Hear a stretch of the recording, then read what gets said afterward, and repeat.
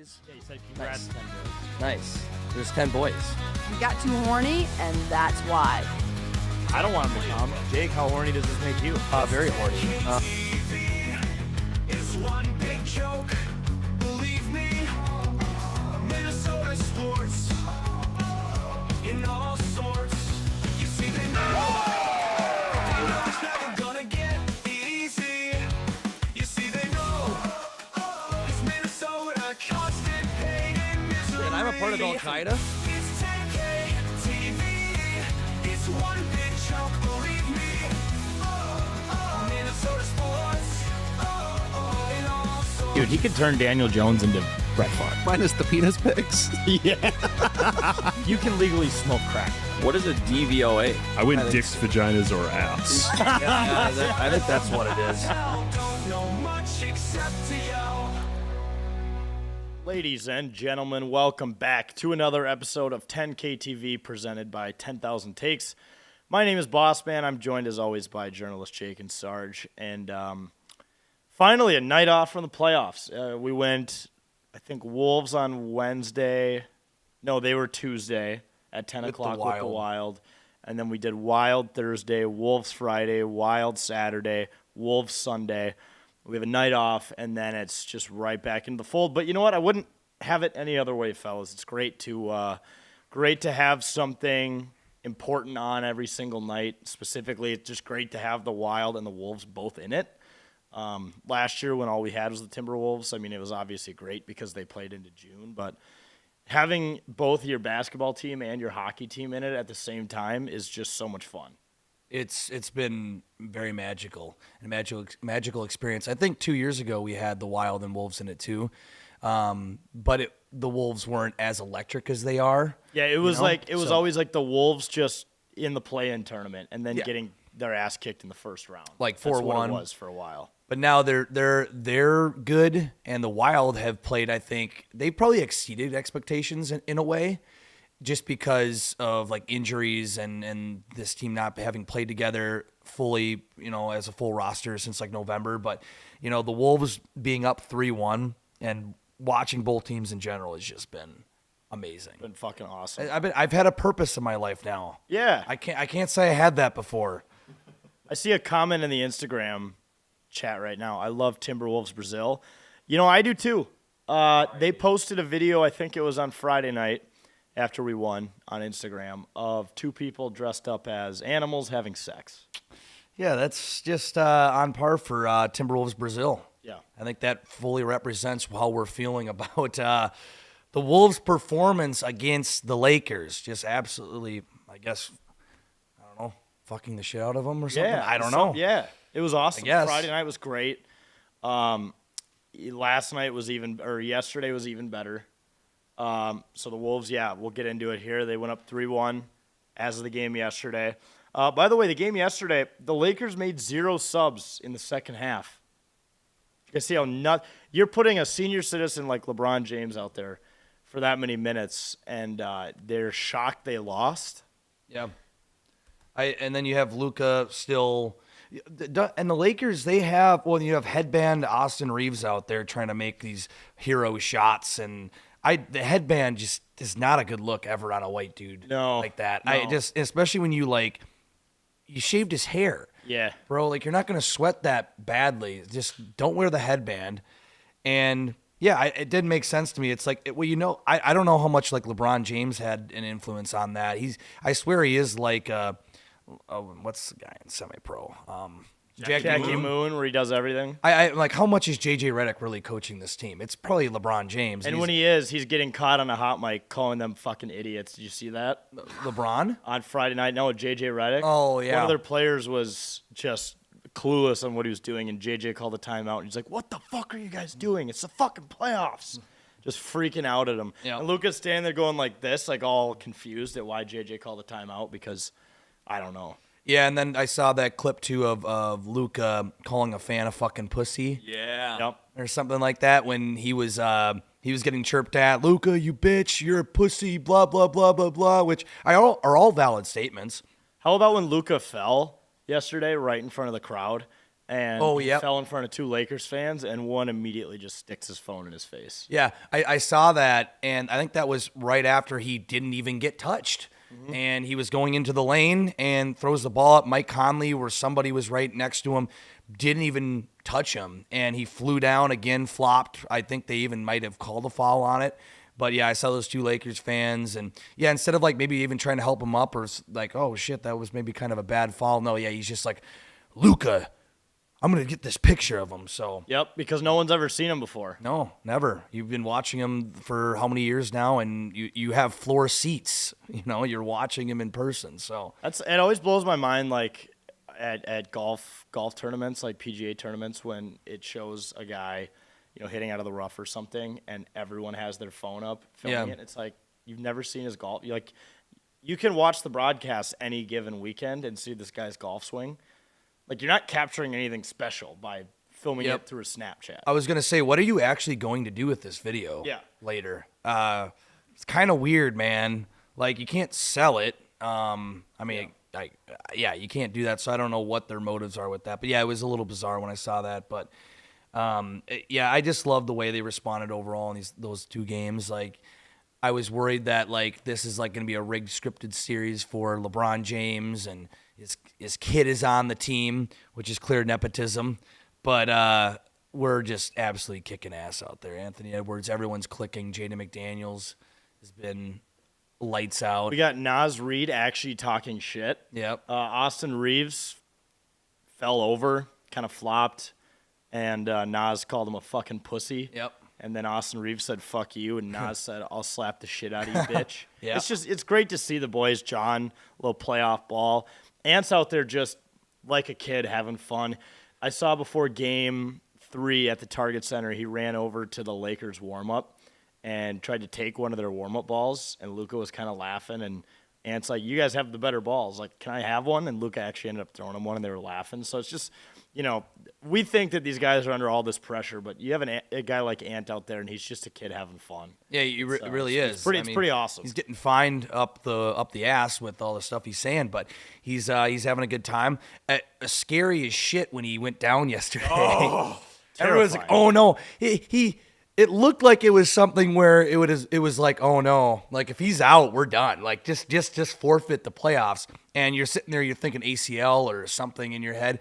No, but he looks like he's in brutal pain. LeBron James is like, I don't know, it's pathetic.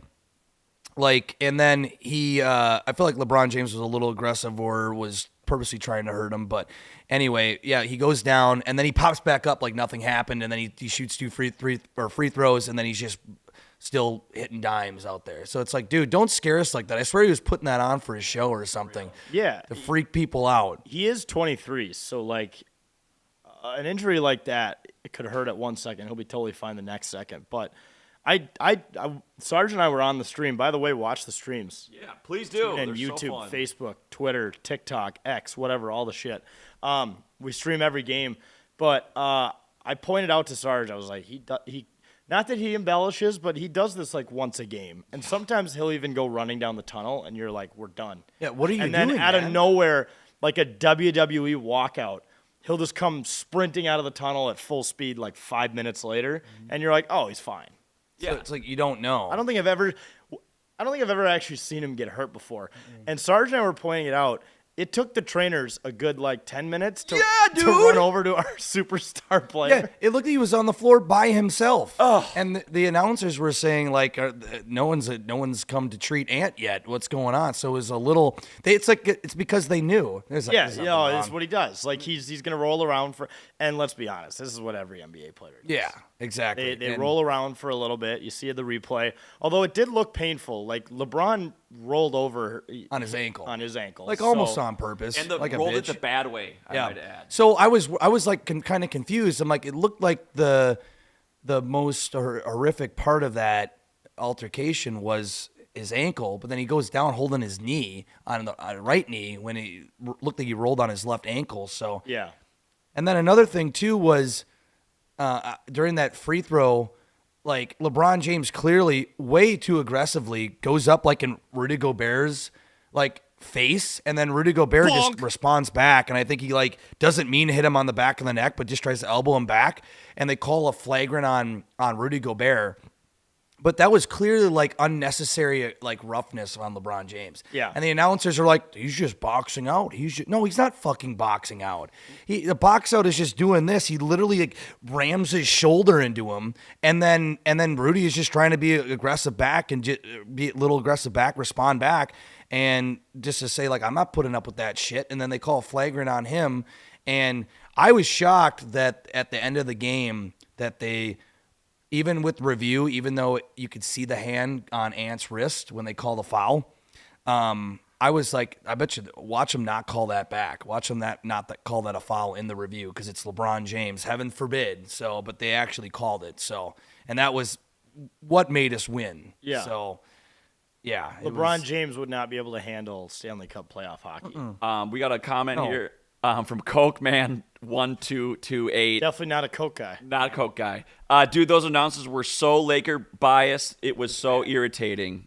It really is. They though. have been the whole series. It's been ridiculous. And then I love how Lakers fans have the audacity to try to blame the refs. I know, dude. How about the dude who was just walking down the street in his neighborhood? Sarge, we'll figure out.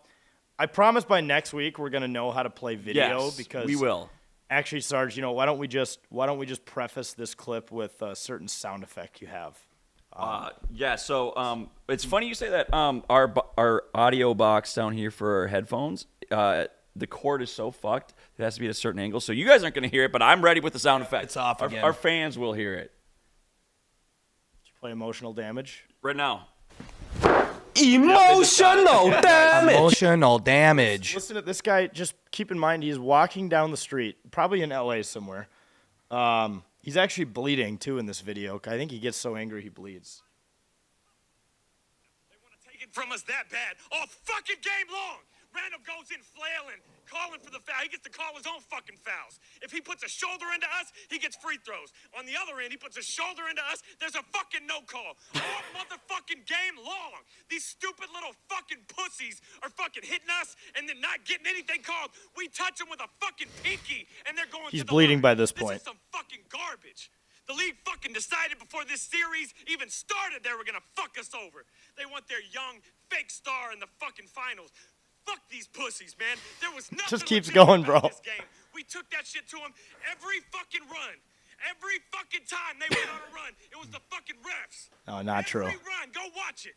Right before their run, when it fucking starts, it's a bullshit call on us or a no call on them. It sparked them all fucking game long. Wow. Is he describing the Lakers and LeBron James? Yeah, isn't what that is he kind of rich talking coming about? from a Lakers fan? Oh, yeah. You've won how many championships probably in your lifetime? Probably because of off the backs of probably a lot of reffing going your way, and he's upset that we are dominating them Yeah. through our play and shooting, and it's ridiculous. And then last week I was really upset about it near the end of the game on the Tuesday night game when we lost game 2 or whatever it was. When like Julius Randle, like his hand was just coming down from the follow through from his shot, and LeBron James just falls to the ground like he got like elbowed or punched in the head, and he's clearly like it's ridiculous. Like When he did Peekaboo by Kendrick Lamar. see, I don't know if it was that time he flopped. He's flopped several times in this series. I mean, that could have been on one of a dozen accounts that he did. He flops constantly. It's like it's just such a shame because it puts like Michael Jordan. You wouldn't see him doing any of that shit in the 90s. Like you just wouldn't. And they're talking about this debate about it. It's like it's ridiculous. So. The funniest thing about this Lakers fan who's just walking down his street screaming into his phone, not really making much sense at all. His Twitter account, the pinned tweet is just a highlight reel of his son, who's probably I think 7, 8 years old playing basketball. And these comments came before this rant he had because obviously this man is being lit up by the Wolves fan base. But there are comments going back to like early April that just say trash ass son. Your son sucks at basketball. Your son's a pussy. This kid's like seven years old.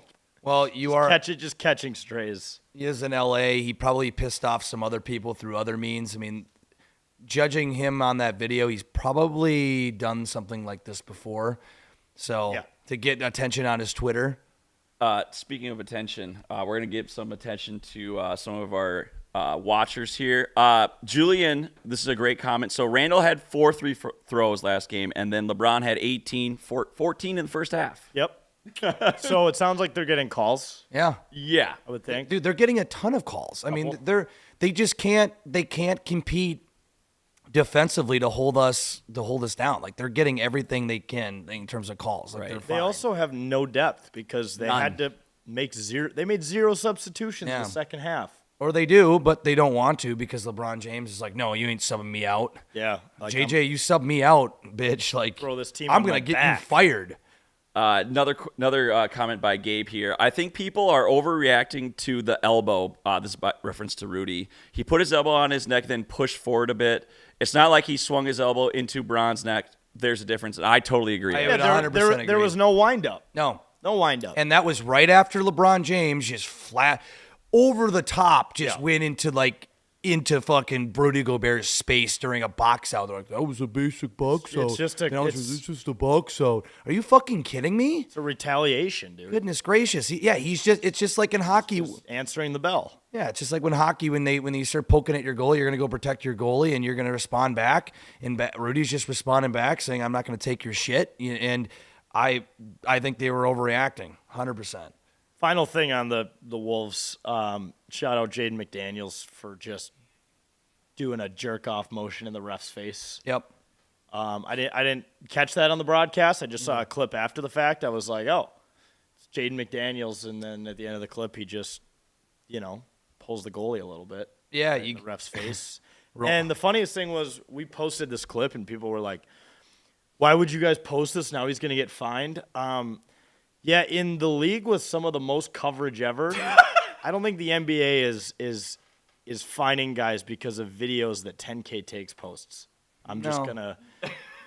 We wish. I think someone is going to have documented that in a more professional way for the league to look at. I Yeah. don't think they're going to. That's just not going to be the reason he gets fined. Yeah, if stupid. if a guy does something like that in a playoff game against one of the most popular teams in the world, I think more than one person is going to see it from the NBA and probably act accordingly. Yeah, maybe more than just one of the 100 people, at least in that section, looking down at that part of the court, are going Yeah. to see that. You probably can't even take a piss in the NBA without someone knowing because there's so many cameras there. Exactly. So it's I don't. What are you doing over there? I think he's rolling the dice. What sound were you gonna play? No, I already did. Oh. We're good. Did you play the P-Hub one? No, not yet. I'm saving that for later. Well, Jaden McDaniels, I thought that would have been a good time for it. Yeah, I Missed opportunity. I'll get it next Jaden one. McDaniels already jerking off at the ref. All right. Oh, here we go. The money shot. There you go. Dialing it in. There we go. I do love seeing the attitude of Jaden McDaniels because you do see a lot of. He does seem very emotionless a lot. He's just out there like, I just do what I do. I go out and make shots, whether I make them or not. That's all you get out of him. Getting a little attitude from him. You know what? You're in the playoffs, damn it. We need to see that out of more people than just Ant. So And Nas Reed for just saying he was going to slap the shit out of you, N-word. yeah, That's what he said to Austin Reeves, who's very white. yeah, very white dude. Well, Oh. he deserves it. He was wearing a damn headband. True. Fuck that guy. Fuck him. Also, really sick game-winning shot attempt, bro. Game-tying Yeah, shot. what was that? That was a tough effort. That was a tough look. It was a really weird cadence on that play because like LeBron looked like he could have maybe had a shot.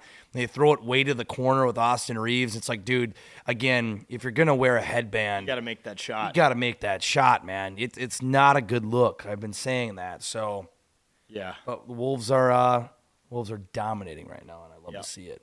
Yep. Let's close it out. Sorry, before we move on, this is by far the most we've ever talked about basketball on the show. I know. And It's it's pretty nice. awesome, dude. Maybe we know the ball. Timberwolves. We have talked a lot of go for hoops. Yeah. We have talked a lot, maybe too much go for hoops on this show. Honestly, but Yeah. this has been a lot of Wolves talk. Yes, and they deserve it. We just have such high hopes for disastrous program that Go for Hoops was this year, but you know what? Go for hoops. I think they're like number 10 right now in the transfer portal. Yeah, they're killing it. Right now, Nico Medved, who he was at the Wolves game, and speaking of Wild, that we want to go into it, he did the Let's Play Hockey on Saturday, didn't he? No, that was Or is that from a while back?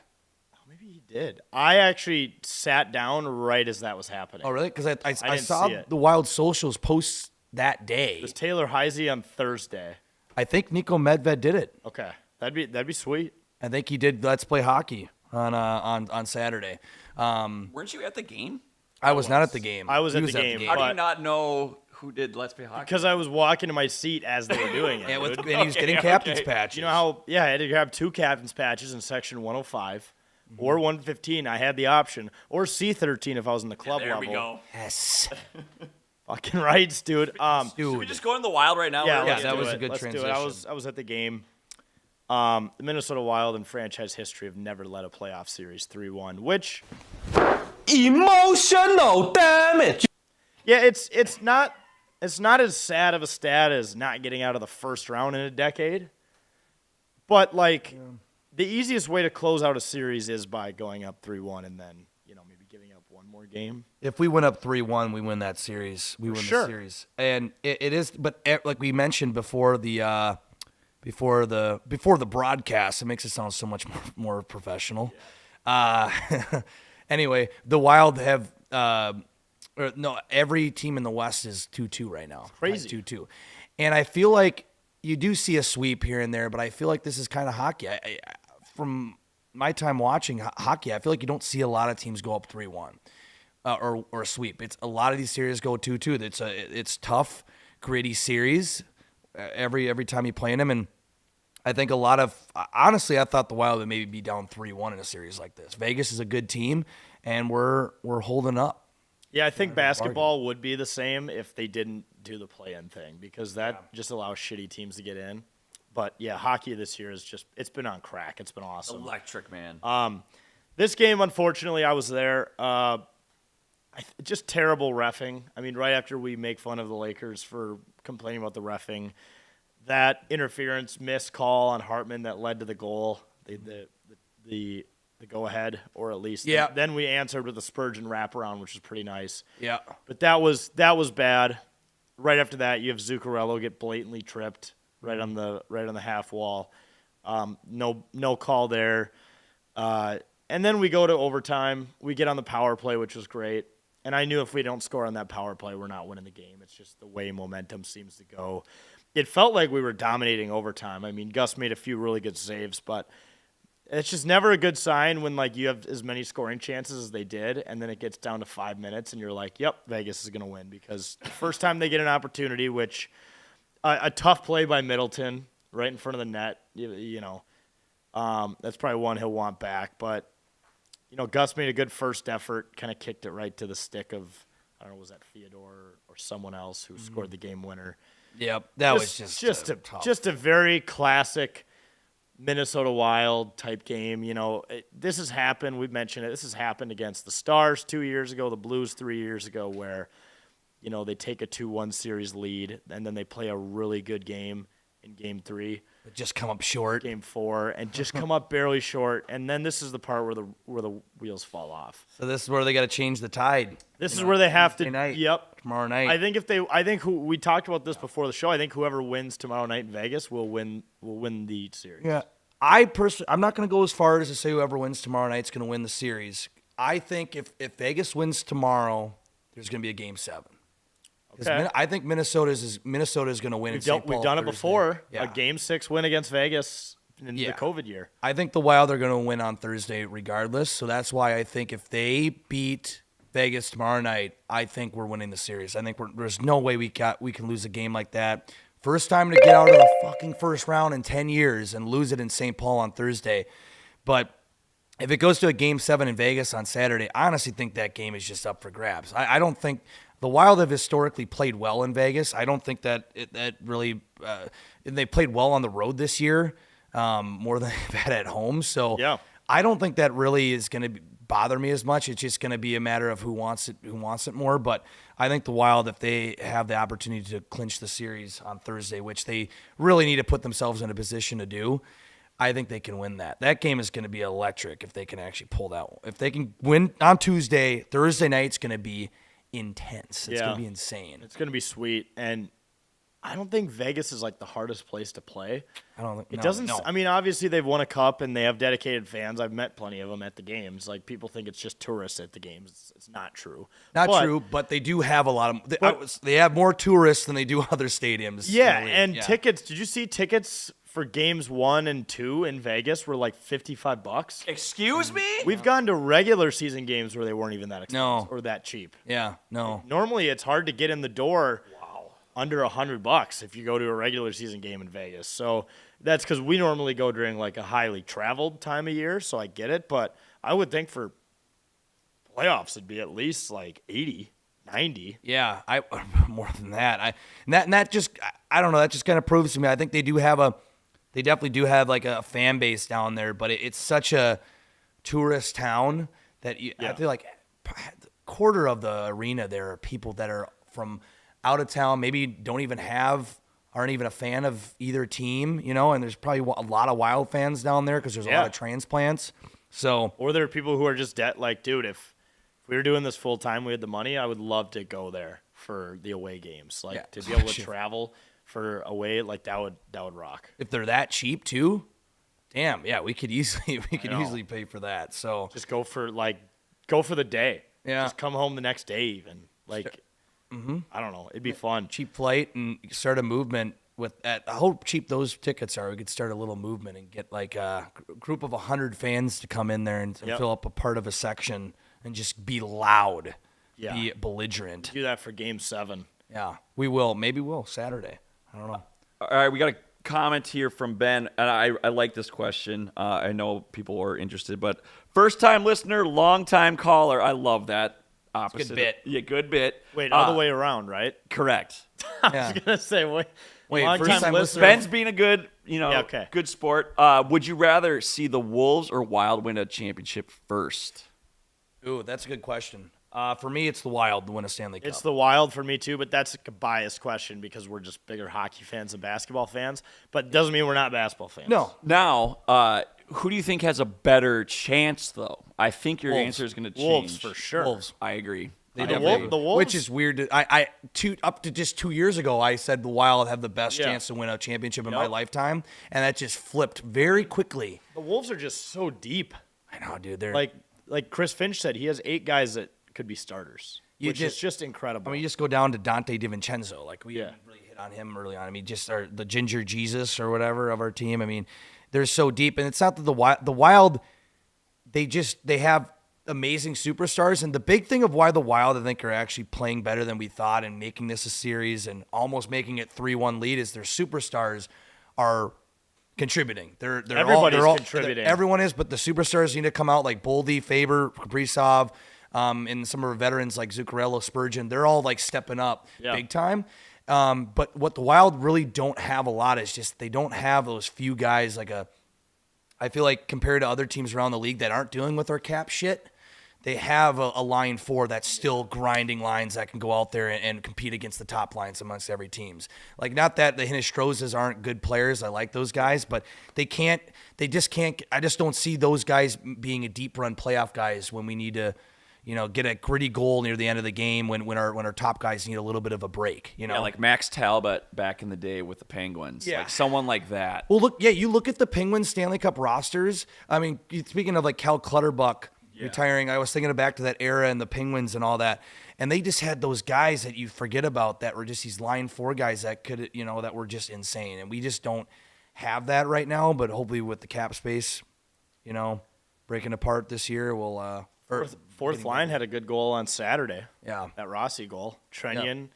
Yeah, By the Trennian. way, I know we've talked about this before, but you go to the games in person and you see the guys like Foligno, Trennian, and Brazeau, and they're headhunters. I mean, these guys are like predators out there, just running. The hits, incredible. And that fourth line, I know it's nowhere close to like what you were mentioning with the Penguins, but like I saw the play develop where Trennian lays a big body behind the net, is able to force the puck free. Rossi is right in the slot for that first goal. Like that's what you need out of your fourth line. It's a mix of heavy hitters and skill. You need the size. I mean, you just need the size, and we have that a little bit with the Foligno and Brazeau. The body. We need the size. I think every line but the second line scored on Saturday.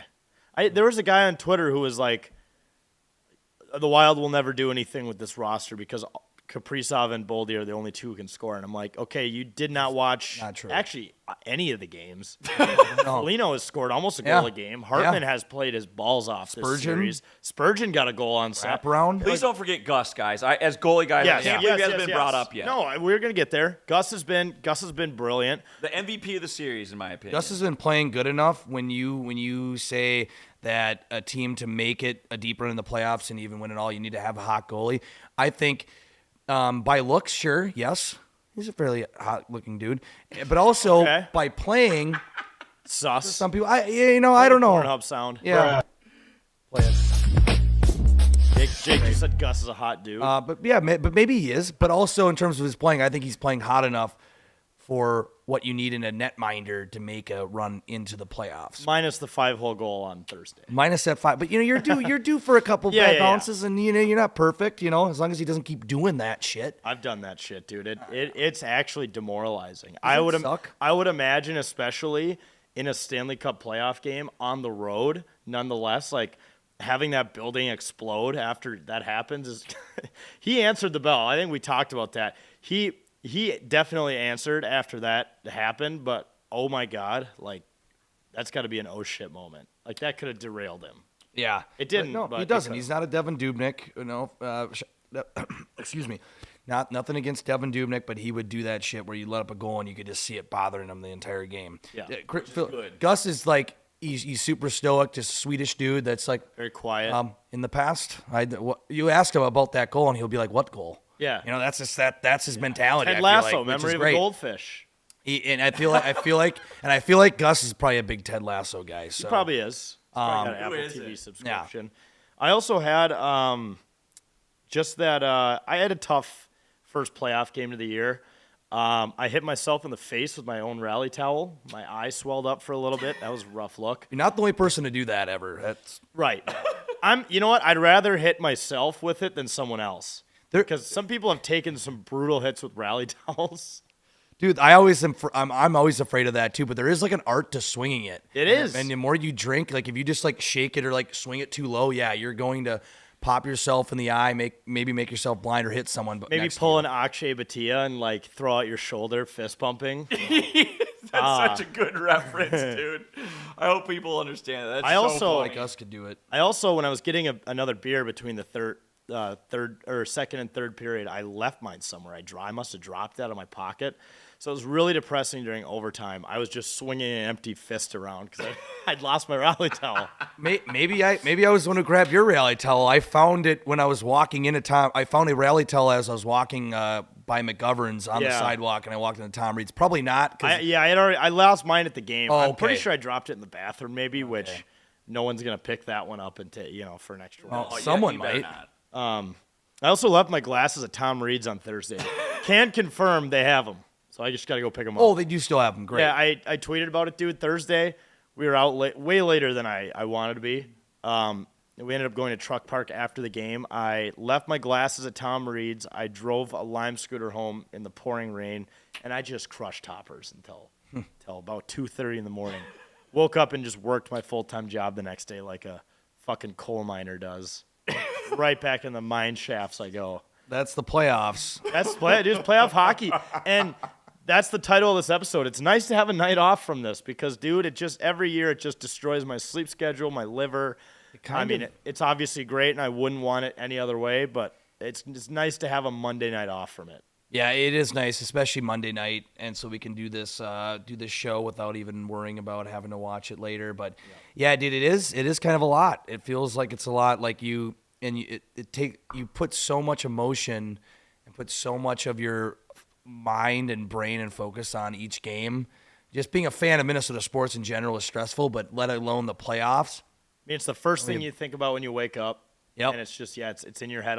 You're trying to work your full-time job. You're sitting in your cube or wherever you are, and it's simply impossible to think about anything else. I guess it might be worse tomorrow, but I guess even having the night off doesn't help because I was thinking about the Wild game tomorrow. Like, I can't stop thinking about it. Like, it scares me, but I'm like, dude, if we can win that game, man, Thursday night, I'm just so worried because If we were up 3-1, we wouldn't have to stress like no. this. But then You would again, still be stressed. no, I would still be like, you know Yes, what? to an extent, but now it's a new series. I Yeah, hate it that. is. Now it is, but you know what? It feels. I'm fine now that the Blues won 2, took 2 back against Winnipeg. So, fuck Winnipeg. Also, Speedy Span, the Turtle, picked the Wild to win the Stanley Cup.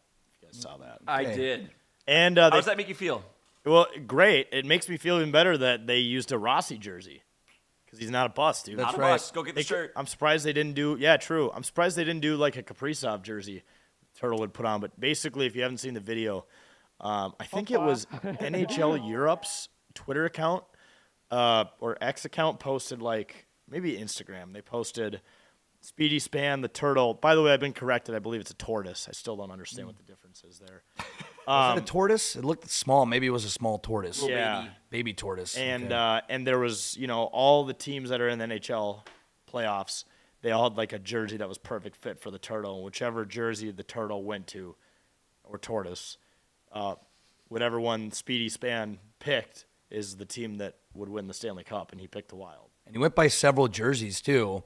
And yeah, and it's Yeah, he passed the Panthers. That was a big highlight. so you know what? I mean, we'll see. We'll see if this is true and if he's truly a psychic tortoise.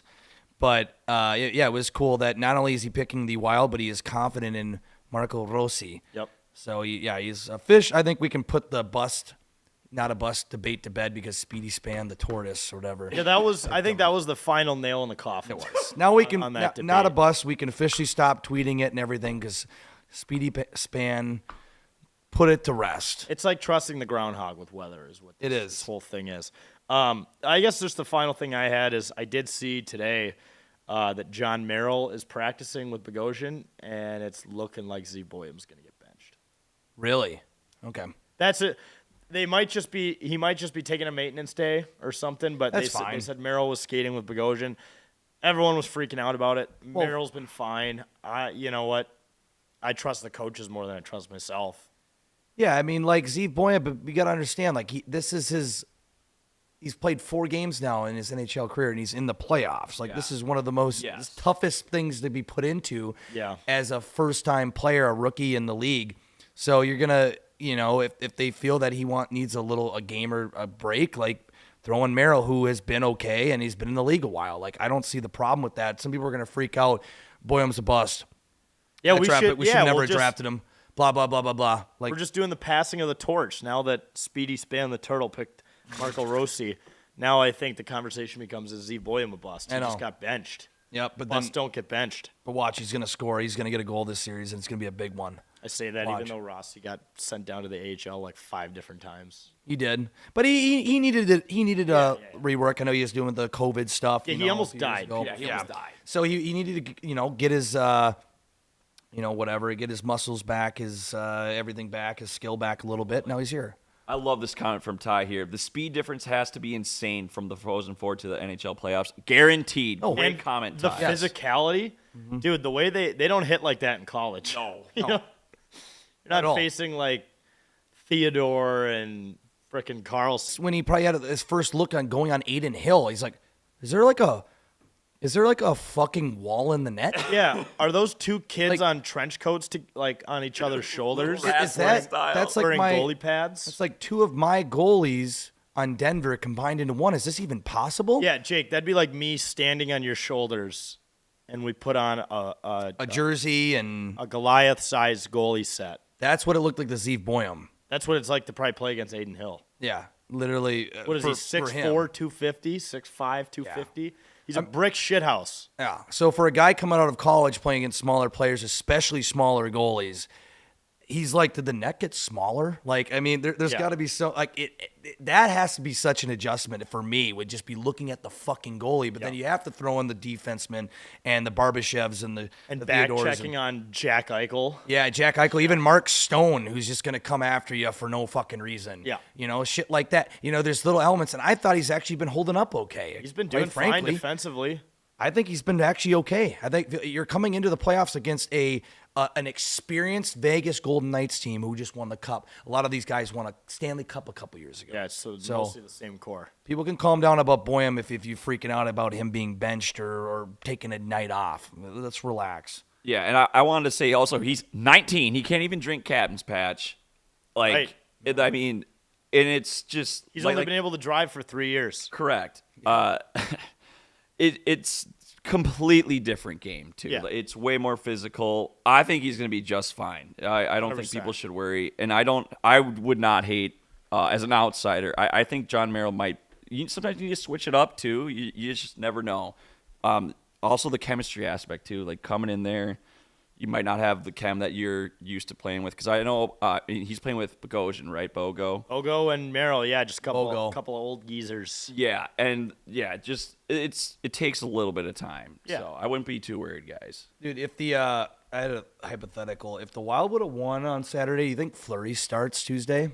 People, we were talking about that at the game too. I don't think because so. I don't think you can. If your goalie's playing well, you don't sit him. I don't think so Absolutely not. No. No, and if he feels good, Gus is feeling good. So I don't think so either. I mean, I said It was like it would've unless been an something option. happens, Flower has played his last game as an NHL goalie, which is sad. I'm wearing the hat. I'm the biggest Flower fan on planet Earth. I would not put him in right now No. in any circumstance. can't. Even if you're down 3-rip, I still wouldn't do it Yep. No, I agree.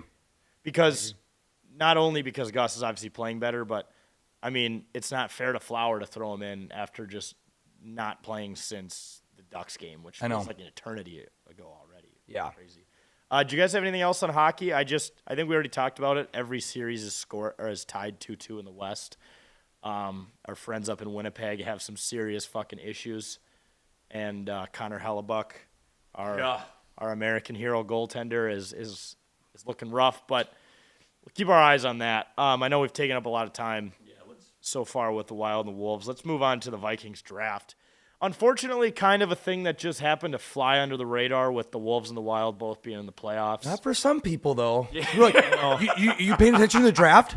Is round 42 they picked? I'm like, So No. didn't someone in the Discord say nothing beats the draft? And I'm like, no, actually a lot of That things. was Oz. He's a big NFL guy. Yeah, I'm sorry, Adam. understand that. Actually, a lot of things are better than the but draft. we haven't won a championship in this state in 34 years, and we have 2 of our 4 professional sports teams in the playoffs right now. I don't give a shit about the draft, other than maybe the first couple picks. I've obviously followed it. I looked at who we drafted. Okay, whatever. But my mind isn't even there about the season. I have my thoughts on McCarthy and all that, but like I'm so dialed you into gotta the playoffs. you gotta take one thing at a time. Take one thing. Yeah. And I'm already like, yeah, but there were people that were like, you see, we drafted in the 5th round. No. I mean, I know there is one name. I don't think we drafted him. We technically signed him. That you were probably pretty. Oh yes, biggest headline. I had this to know. Biggest headline of the NFL draft. Max Brosmer. Didn't even get drafted. He got signed for $200,000 the day after the draft because he didn't get drafted. $250K, unsigned free agent. That was the Vikings highlight of their draft weekend, even though they didn't draft him. Max Brosmer and Sam Howell. That's a whole other Sam thing. Howell, dude. That's our backup. Dude, think about. I'm okay with that. I'm not. Obviously, I I have don't my know whole if thoughts this, on that, but I'm not. I'm not sure if it's a headline thing, but like, think about it now. The last 2 actually 2 of 3 starting Gopher quarterbacks have been Vikings at one point. Tanner Morgan, Max Brosmer. And Mitch should sign- Leidner had a little slight stint. They should sign Kalyak, man. It's just Just round it off. hit the grand slam. Can they just? I know Drake Lindsay's a redshirt sophomore right now, but just can they already pull flyers on him? Or what about the guy with the hot girlfriend who ate up all the headlines at the Pinstripe What's his Bowl? name again? Kramer. Little Cole Kramer. The announcers just kept showing his fiance, and they're like, "Wow, he gets to marry her in a couple days, man. Good for him." That's the only storyline of that damn bowl game because we were in a Sign bowl that game guy. at 5-7. Sign that guy and his hot fiance, probably wife now. But yeah, Max Brosmer, he's gonna be competing for that starting spot, What man. a room. Dude, you got Ripon. Ripon, Sam Howell, McCarthy. Dude, if McCarthy doesn't work out or he struggles, we're fucked.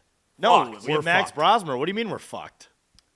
Hey, man, you're right. Proven Max pocket Brosmer. quarterback. Brosmer. Proven system quarterback, Jake. Max Brosmer, dude. We talked about it. Mac. I'm really disappointed he didn't get drafted. The Gophers are still waiting for their first quarterback to be drafted since like 1962 or something. Nuh-uh. Yeah, we talked about it when it was me and you on the show like That's 2 months right. ago. I forgot about Also, shout out, you know what, Brosmer, not getting paid as much as the other NFL quarterbacks, but he's still making more than us combined. He is. Yeah. You know what? I hope he. I thought, and we're biased because we watched him so much in Minnesota and everything, but he, I thought the way he threw and his mechanics, I thought he could maybe work out in the NFL. I don't know. Maybe he is maybe he is the Vikings savior. Or Tom Brady, Mr. Irrelevant, a.k.a. actually you'd be really Mr. Irrelevant because he didn't even get drafted. He got signed the day after the draft. He's an unsigned free agent. A few other guys. Kurt Warner. He could be the next Kurt Okay, Warner. there you go. You never know, man. Reference. You never know. But yeah, Max Brosmer. I know they signed that offensive line, or they drafted Donovan Jackson. Donovan Jackson, Ohio State. I'm fine with that. Ty Felton from Maryland. And people are really high on him. I mean, he was good at Maryland, and so he's gonna be. I think he could fit in right away. But So rookie. I do really like, though, if you go over all the picks they had, we'll just go over positions. So they had outside guard, wide receiver, defensive lineman, LB, what is that? Low linebacker. Linebacker, yeah, Kobe tight King. end, and then quarterback Rosmer signed after. Those are all positions we need depth at. Correct. And, like, I almost like the tight end pick, like, out of Pitt, maybe the future answer for Hawkinson when he's done one day. I don't know. Like, obviously just build up depth at O-line because we can't have a situation like last year where one or two guys go down and the whole thing gets fucked. Or a situation from Kirk era Yeah. where everything was just shit. If We did- Darisaw or O'Neal go down, you're just screwed. We're literally fucked. And especially you're having J.J. McCarthy, okay? You can talk about, you can be excited on the guy, but he is a 22-year-old quarterback coming into the NFL for the very first time. Off of an injury. Off of an injury. He's going to have to adjust. He's not going to be Tom Brady right away. Also has a hot fiance. Also has a very hot fiance. So Him and that's Kramer, another that story. could be a good. You should have signed Cole Kramer. Do you remember when the QB room in Denver was like Bo Nix, someone else, and then Zach Wilson? Yeah. They'd always have like get-togethers with them and their girlfriends are just smoke shows. Yep. And they'd like film TikToks of them playing different couples games. You could do that. Or I've seen when, like, speaking of golf, Justin Thomas, Ricky Fowler, and Yeah. all their wives go on trips. I'm like, goodness gracious. Good for you guys. Wow. Just, you guys already won. Just, you can retire. You don't Like, need a green congratulations. jacket. Done it. You've done it all. Yeah, the draft. I don't really have much more to say. I mean, it wasn't. Quezzy killed it in free agency. I don't think anyone expected him to trade up and get Travis Hunter or. I think it would. No. I think it would have been kind of funny if we drafted Shedeur. We're gonna get down. We're gonna get to that later in the show. Shedeur, yeah, I was a little upset though, and I'm like, Sam Howell, good quarterback, but like that's our answer if McCarthy struggles or he re-aggravates his injury or just gets injured in general with the roster we have, Sam Howell is going to come in and lead it to. I don't know. We could have signed someone so much more experienced that has playoff experience, like even a Tannehill or a Joe Flacco. Or what are we doing? No I one's don't even know. touched Tannehill. I feel like there's more to the story. There with has him. to be. Yeah. But having but been but off. Joe Flacco, and if you look at who the Browns have, look at the Browns QB room. Yes. That's the funniest story. It's Joe Flacco, Deshaun Watson, Shedeur Sanders. fuck. There's another. Jameis. No, Jameis he's in is New with York. the Giants. Oh, That's also that's a very funny quarterback room, by the way. Jackson Dart now. Theirs is Jackson Dart, Russell Wilson, Jameis, and Tommy DeVito. Oh, DeVito's still there. Which, by the way, sorry, I know we're just going off the rails, but I have something with Tommy DeVito. Do you know that was his hat? You know the hats with the backwards text? I think they're just the dumbest thing in the world. I Agreed. But that's Tommy DeVito's company that started that whole trend. Okay. He's got a hat company, and a ton of hats showed up misprinted, and they tried selling them, and now it's a thing. Oh, it's a thing. We jumped all over the place there, but yeah, the quarterback room is, I would say, a concern. Yeah, and a lot of people will say it's not. McCarthy will be fine. McCarthy will be fine. McCarthy will be fine. Sure, But like, even if the guy pans out, like it's going to be 2 or 3 years for him to really get adjusted to the league, even with this high caliber roster to make a Super Bowl run. Could we still make the playoffs this year? Yes, but a rookie has never won the Super Bowl. I want to win a Super Bowl, damn it. And this roster can win it next year. But with the rookie quarterback, it's not going to happen. Wait, didn't Ben Roethlisberger win it? No rookie quarterback has won. Okay. Never. He That might must have have went been to the Super Bowl. That must have been his second year though, because I know he won it almost immediately. I mean, I thought I looked this up a while ago, but as a rookie I believe quarterback, you. won And the Super Bowl. we're not facts. No facts rookie guys. no rookie quarterback has ever won a Super Bowl. In fact, no rookie quarterback has ever started a Super Bowl. It would be so funny if they brought Kirk back. That dude, it'd been just. I guess they still could. Maybe a Sam Howell. Maybe they're gonna get rid of Ripon or something. And Maybe Quezzy's cooking up a trade. I to don't know. Atlanta with a package that Dude. includes Sam Howell. And dude, fuck it. Send Sam Howell to Atlanta, three-team trade. and we'll pay 10. I'd pay $15 million for Kirk to have him in the quarterback. Dude, it'd be so worth having Kirk in the quarterback room in general. He's a great guy. He'd be a great person to talk to McCarthy. And he can bring the Coles Cash style to McCarthy and teach him some things, and we'll get it going. We're gonna have to cut this off right now. or Yeah. We're gonna lose Yeah, half our let's following. let's get into Yeah, but that was the draft.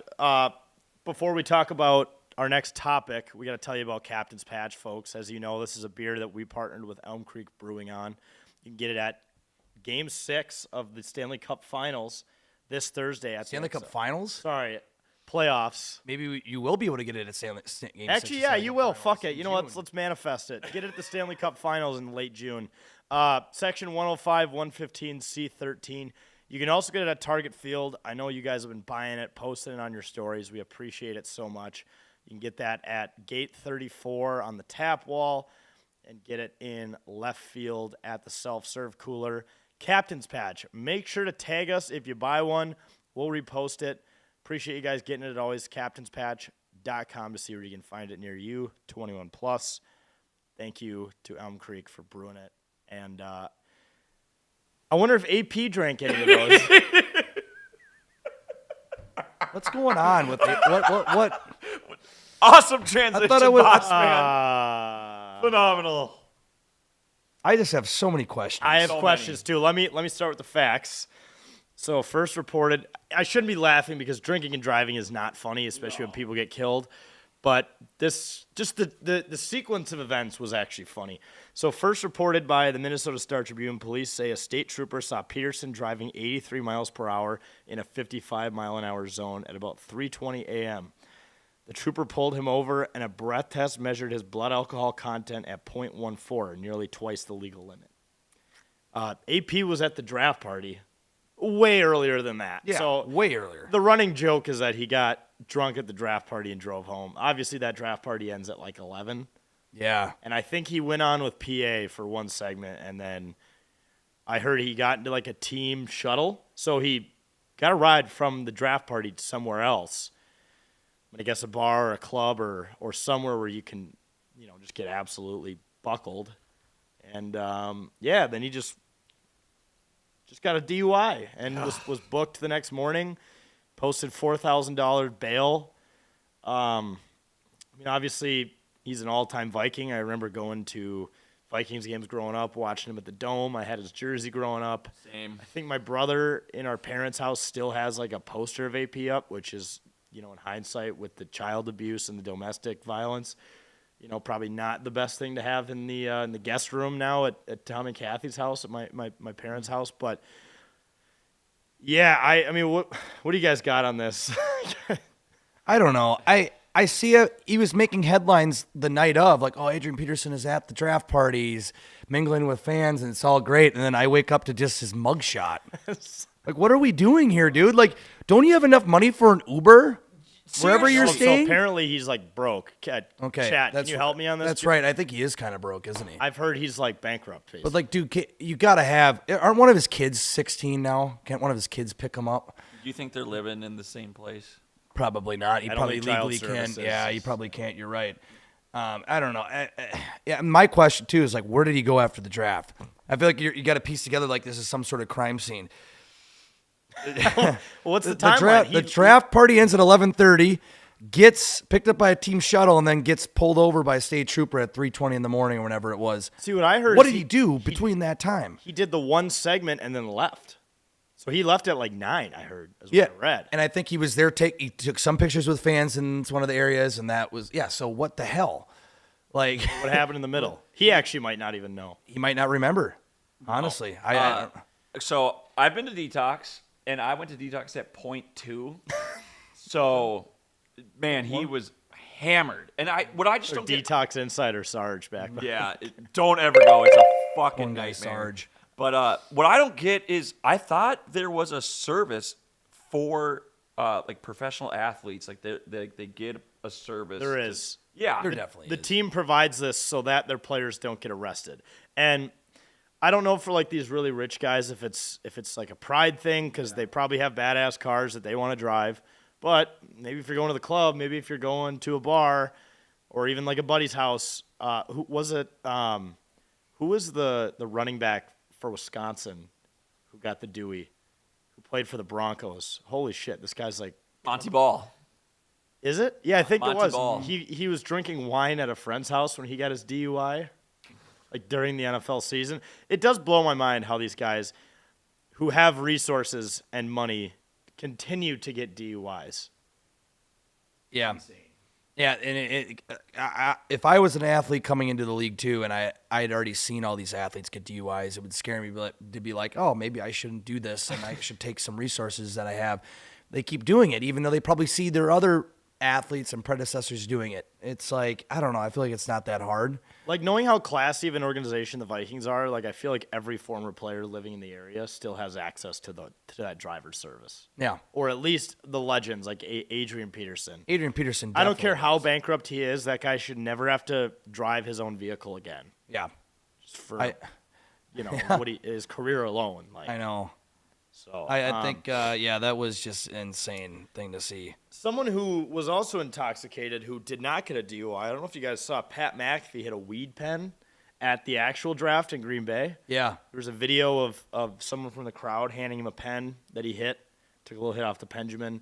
He claims that he doesn't smoke weed, even though he's publicly said he does before. And he claims that pen had CBD and vitamins in it.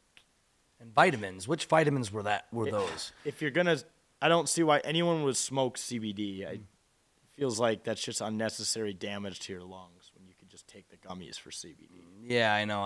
That was definitely a weed pen. He looked like he was already a little chopped too. Yeah. And then he tried giving it to Mike McCarthy, and Mike McCarthy just waves him off. Oh, that was so Even funny. though Mike McCarthy seems like, dude, he seems like the kind of guy where if you're smoking with Mike McCarthy, it's like you're ordering 5+ pizzas. Oh, yeah. Let me tell you about That's the warm up. Let me tell you about my time with the Cowboys. Yeah. Let's get 5 pizzas first. Oh my gosh. No, that was funny. Call back to the earlier segment about the guy who was screaming walking down the road. Guess what his favorite NFL team is? Lakers fan. Ooh, McCarthy? Who? No, Oh. sorry. The guy who was yelling in his neighborhood. Yeah. Guess what his favorite NFL team is? I know exactly it. It's Cowboys. Yeah. Yeah. That makes His sense. bio, Lakers and Cowboys Yep. fan. That is the stereotype. Yankees fan, Rory McIlroy fan.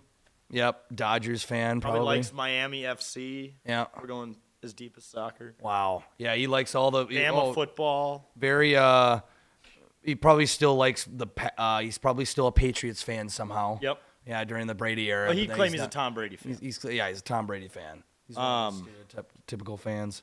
So yeah, AP got a DUI. Do we have anything else on that? No, we've- don't drink and drive. Oh yeah, don't drink and drive. And even if I mean, dude, Ubers and Lyfts are cheap. They're really cheap. Like, it's not that crazy. Compared to a DUI fee, no. Yeah. Correct. Last thing I actually have, I did ask our draft correspondents, AJ and Lou, otherwise known as the Packer Punisher, why they didn't drive Adrian Peterson home from the draft party because they were both there. And AJ claims that he would have given him a ride home. Oh. But I also don't know if AJ was sober either because he smokes a lot of weed. Yeah, I don't know if he should be driving. And then Lou claims that he tried to take AP's keys, but he was stiff-armed. Yeah. So I think Stiff-armed we to it. tried to do our part. Yeah, we did. We did everything in our power here at 10K to make sure he didn't get it, but some things are just out of our control in the end. All right, we're gonna stay on the draft. Last thing we have on the draft, Shador Sanders had an all-time moment. Wait, where are Are we talking about the Twins? We're talking about. Oh, it's been a while since you've done this. We're going to the Twins. Oh, you're right. Sorry, I was looking further down. Yeah, let's talk about back. the Twins. Let's talk about the Twins. Twins are back, by the way. Are they? They're They back. won 11-1. They I would 4 in a hesitate to row. say they're 6 of their back. last 7, Jake. It's a month into the season for them, for me to undo what I saw, which was a fucking horror show for the first month of that season. They have to, I think, go for the next month, win the majority of their series. Are we back-ish? Backish, yes. They're looking They're showing they can win games. Baseball's, like we said a couple weeks ago before Rocco, we were talking about Rocco being fired and he needed to get to a certain threshold by the end of the month, which was about 10 wins, which he did. We were talking about baseball's a long season. It can go back and forth. The Twins collapsed on August 18th to the end of the season. But they're looking like they're getting back on track. The hitting's getting there. The pitching's surprisingly doing well. But I'm just worried. 6 of the last 7 to me is great. But the way they played at the beginning of the year, they lost a hell of a lot more than that. A lot more than that in like in a shorter span. So I don't know. I want them to win more for them to say like, okay, they're back in it. I have confidence in them, but they have been playing a lot better as of late. In the last week, for sure. In the last homestand, Correa was batting 500. Yeah, that's that, and That's what you need back. And we're winning. And Royce Lewis is rehabbing. Yep. Right across the street from us in CHS Field. I think he hit 2 for 3 yesterday. It was funny because our friend Voss, who works for us, she works for the Saints. She's at all the games. She said fans were wondering why Royce Lewis was playing third base, and it's like, well, that's what he plays in the majors. Yeah. I get that you're worried about him getting hurt again somehow, but they can't have him bat DH. What's the point of rehabbing if you're only batting? He right? needs to take ground balls. He needs to be fielding balls for him to be able to get back into the swing of things. The big part of his play is his fielding, and he needs to be able to throw the ball again before he gets back into the majors. So Joe Ryan with 11 strikeouts on Sunday. That was awesome. wow, that's incredible. Especially the way he started off the year, and he was starting iffy. So he's Coming off that injury last year. the pitching needs to get. It's been looking better too. They, who's been our closer as of late? It's been a combination of Duran and Jax and then some Griffin other people, Jax but is just he just pitches like a terrorist sometimes. yeah, They need to just find their dude, yeah, guy. I don't know, he's having a bad year. We got a comment from Joseph here. The Twins are not back. They are literally going to have to win 15 to 20 games in May to stay with the Tigers and wild card teams. Also, Angels are terrible. I can second this. They are not a very good team. I'm maybe not that pessimistic, but it's a 162 game season. Like I said, the way they started, 6 or 7, this is great, but is it going to, this has got to be consistent. We got to see this over the next month, I think. Keep in mind when I say back, that changes probably 10 other times throughout the season. I was going to say, We go from dead to back and from back to dead. we might be talking about the Twins next week. Twins are dead 2 weeks. Twins are the Twins back and forth, so on until the end of the year. when they collapse. Jake needs to be on ESPN. Hashtag talent. Wow. Who said that? Hippie flip. Okay, And I don't? Oh, I know who that is. Hippie flip. That's actually Matt the Situation from Jersey Shore. Stephen A. Smith. I know I don't belong with His the nickname in high ESPNers. school, Sitch. What's up, Sitch? I don't belong on ESPN with those people. You don't belong with Mel Kiper? No. I feel like you're a little more cool-headed than him. Nah. I tried to get into that. We're going to get into that later. Mel Kiper. Other thing I have on Twins, the poll ads ended racism, by the way. Which is pretty awesome. So they They got rid of the end racism thing in the yeah, right field? they got rid of the end racism banners in the field, which basically means they've ended racism, right? Because if racism wasn't ended, then they would still have the banners there. Yep. So they must have done it. So all the racists that saw in racism, they were just not racist anymore. Right? So It they're just works like that. it's a good move by the poll ads because obviously the team is in debt. They're not able to sell it to anyone, and now this just kind of adds another, I guess, PR value to the Yeah. their repertoire, I should say. adds more value to the deal. Well, so this team is not racist. We don't have to hang a end racism flag in the ballpark anymore. Yep. Hell yeah. When we pitched this team to new owners, we were like, we're not racist. Not a racist on the bullet points. organization. Not racist.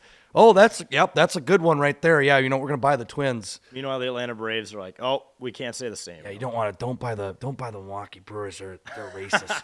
They never had an end race. They still have their end racism they sign in don't- right yeah. field. Ugh. Another comment from Joseph here. Maybe I'm used to implosion, but I'd like to see more younger talent coming up too.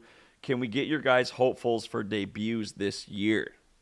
Also, yeah, when we're talking about young talent, not a good weekend. Luke Keschel broke his forearm. Yes, dude, and he was balling. doing dude. so good I too. know Sarge has also suffered some forearm injuries from a different activity, not Yes, baseball that you related. have relapse to. So he can consult you on that. Yeah, do it. Yeah, I'm doing it. Yeah, that sucks. I'm also all in on Harrison Bader, by the way. He's apparently like statistically the best fielder in the MLB right now. I read. Yes. And that diving catch he had on Sunday was nails. Yeah, but, Dude, dude. our outfielding has been great. Last week, Buxton had that game-winning catch in the outfield. Like you're seeing that. Bader, he looks like, I don't know. He kind of looks like what Luke Keschel could be in 10 years. Yeah, I was gonna say Harrison Bader is Luke Keschel's like. They final cloned him. Yeah, or like he's the butterfly and Keschel's like currently the caterpillar still. Yeah, I noticed that like when he made that catch, I'm like, they kind of look like each other. But no, Harrison Bader. I know he kind of has been up and down hitting wise, but he's been kind of getting back in the swing of things. But if a guy's fielding balls like that, you gotta keep him around. He's born to be a baseball player. Yeah, he looks like a baseball guy. Like he's got the headband. That's a guy that can wear headbands. Yes, by he's the got way. long hair. Austin Reeves, take notes, okay? Yes. Harrison Bader, that's a guy that can wear headbands, or you got to grow out hair like that. Or at So, that point, just commit to the do-rag, yeah, like seriously. Willie Castro Yeah, right. Oh my gosh, yeah, that's right. comes out of the hat. Oh no. Someone asked, what was that soundtrack you guys just played, bruh? No, they're probably trying to get us to say it. Oh yeah, good, yeah. It's the beginning of that one Joseph, song. if you don't know, you don't know. If you want, message Sarge Yes. on Instagram, DM him personally. He can give you the rundown. I'll send you some good videos. Oh no, dude. Some of my favorites, dude. Oh man, he'll you say- probably have a top 5 just ready to go. He'll send you some links Yeah. to some examples. Number where you can hear the 5, song. and you'll have like a couple bullet points on why it's a great video. Number 4, it's like a blog. My top 5. Have you guys seen the guy on Instagram who names all the porn stars?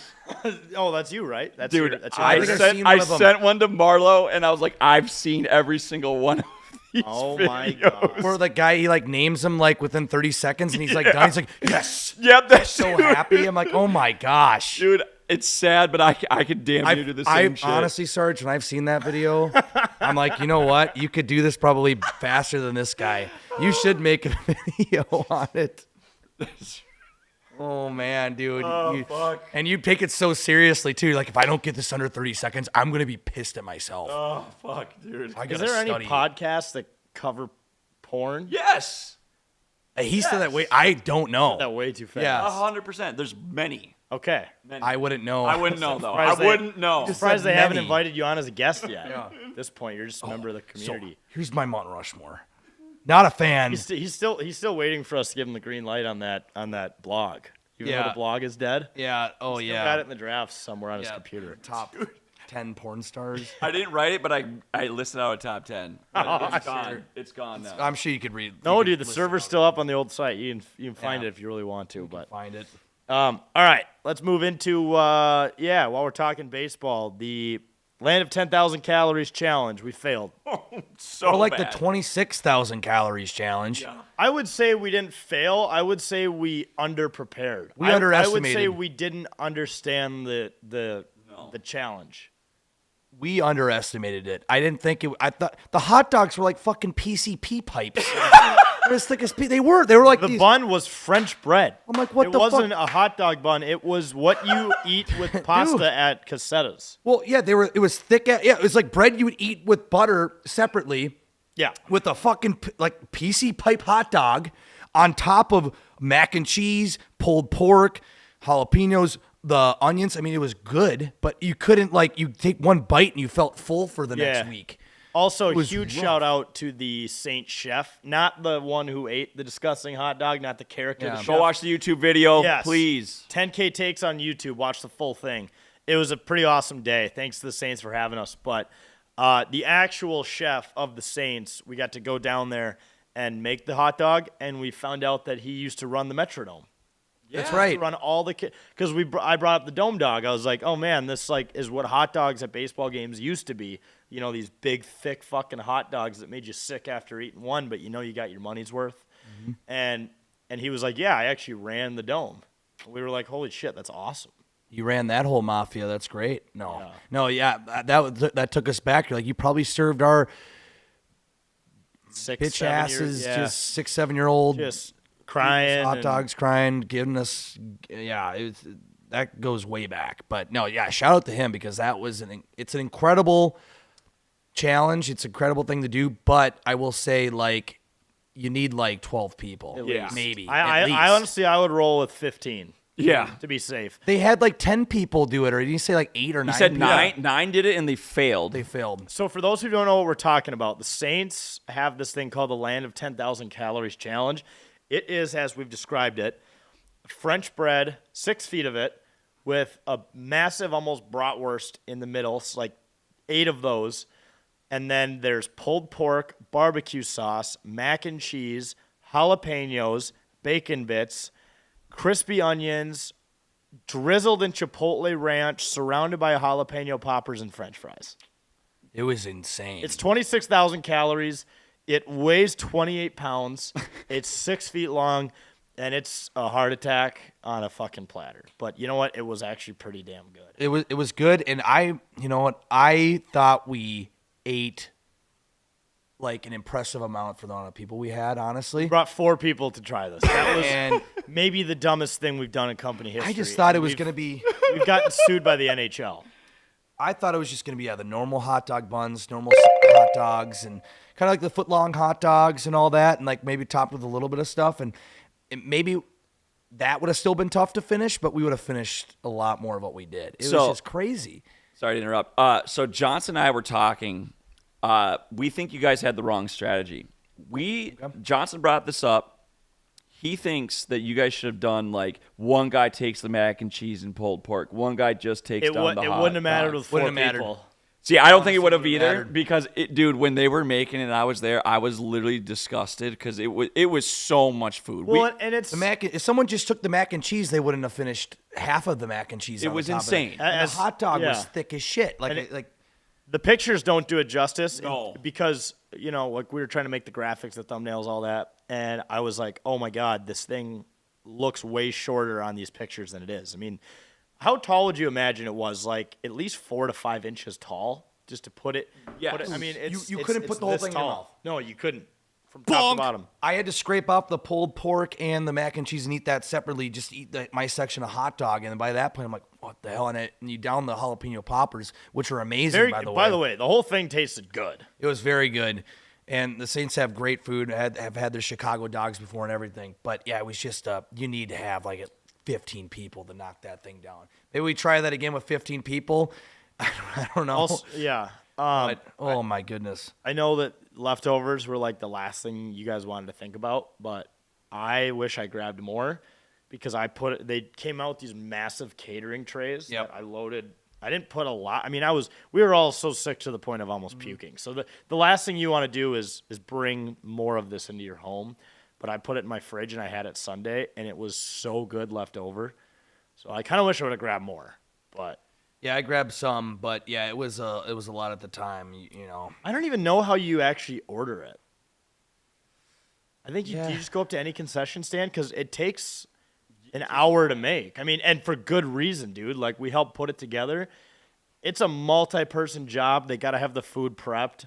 You got to go to the guest services booth. Yeah. You don't even go to the concession stand. Hey, I'm trying to order the big ass thing. They got to call down and walk you down to the kitchen. They got to have security to give it a fucking police escort out of there because, dude, this thing literally, they have to put it on a cart and you almost need to attach a red flag on the back of it or you'll hit a kid with I know. Oversized load. it. Seriously. Oh It's my gosh, insane. it was fun though. It was. I think we're gonna try it again with like 15 people. Yeah, we should. I'd be curious. All right, now we'll move into the Shedeur Sanders debauchery that happened.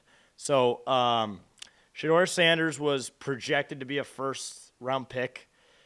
He did not go in the first round. No. He didn't go in the second round. He didn't go in the third round. He went in the fourth round. And you know what? I kind of think it was deserved. I mean, just based on he had this whole corny draft party. He had a special room set up that said legendary where he was going to take the call. He had a whole rack of hats for all the different teams that could have taken him. Didn't see a Vikings hat in there, so that was assault on his end for not thinking the Vikings were worthy of Shedeur Sanders. Yeah. But yeah, he had a whole film crew there, like a tent with a DJ, and just overdid it. He had his like own draft party going on, pretty much. Honestly, that had. I'm surprised they didn't have like one of the NFL shows at his party. Right. Like 'cause that's he how built a that's how it's full set up. room just for him to get a phone call. To get a phone call on Saturday or Sunday. When was the fourth round? Well, the first phone call he got was on Saturday? was on Thursday. Yeah. Oh yeah. No. Yep. The From prank. a Yep. college student. Actually, the Atlanta Falcons defensive coordinator's son was the one who Yes. made that phone call, Oh prank God. call. So he had access to the number. Yep. Dude, all it does is get this guy's numbers because these players are gonna pick up any number. Oh yeah. Because they almost need to just get like all the GM's numbers and contacts before the draft. So like, hey, like Put this in your phone. put this in your phone. Obviously, we're not all gonna call you. We all can't draft you, but we need to find a way to prevent these prank calls because it happened to what is his name? Isaiah Bonk. Yeah. Or whatever his Bond. name is. Bond. The wide receiver from Texas who didn't even get drafted. Yeah, that one's even worse. That one's horrible because he's like, yeah, I'm ready to get to work. He's like, I'm ready to get to work, sir. Yeah, I'm ready to go. I'm like, dude, that's awful. But it's like, how are they getting these numbers? I guess it makes sense for Shedeur, but it's happened before, I feel like, where some kids just get these. Yeah. Well, so people's apparently numbers. there's like this database of all the potential players you could pick phone numbers, and then there's a way to search it. And this kid's name, by the way, was Jax, Jax, which sounds like a rich, spoiled brat. Jackson who Dart. would do something like this. Not surprised. This also made Mel Kiper have an absolute meltdown on TV. I don't know if you guys saw the video of it. I don't think I saw Mel He was Kiper. basically just screaming for 20 seconds about how the NFL has always and will always fail at quarterback evaluation. Because he had Shedeur going like second overall. So he's pissed off. He's pissed off that, heaven forbid, Mel Kiper didn't get a pick right. Yep. So he's like, oh, man, that's so So he's funny. calling them stupid. It's like, dude, maybe mock drafts are dead. Okay, man. And that was the final straw. So This is I didn't why see that I hate. meltdown, This is but why I hate like the draft is because mock drafts and all you that. have these random people who have probably never played football out there giving draft grades, and it's like, how can you evaluate talent better than an NFL GM, and how can you evaluate their evaluation and give it a score as a guy in his basement? To me, it's like playing Madden in the end. It's just Mel Kiper is doing exactly what, like you said, some dude in the basement that literally is, I don't know. Who also has access to stats? Yeah. And also apparently phone numbers. What else? I got a comment from Joseph here. I think Shedeur will be cut in camp. He can go to the CFL or he'll sign with the Jets or Raiders as a practice squad. Maybe MN gets him at KOC. But interesting take there from Joseph. Someone said that was recommending that he should have, after not getting picked in like the first 2 rounds, just dropped out of the draft and went back to Colorado for a year. Yeah. Because Just opted out. He'd make way more money there than the league minimum in the NFL. Yeah. I mean, he can obviously have access to brand deals, but brands aren't going to want to sign with him unless he's probably at least a backup, right? Yeah, I think so. But we'll see. I don't know. It's just so funny to me because, yeah, I don't know. It's bizarre. But or he could go back to the UFL.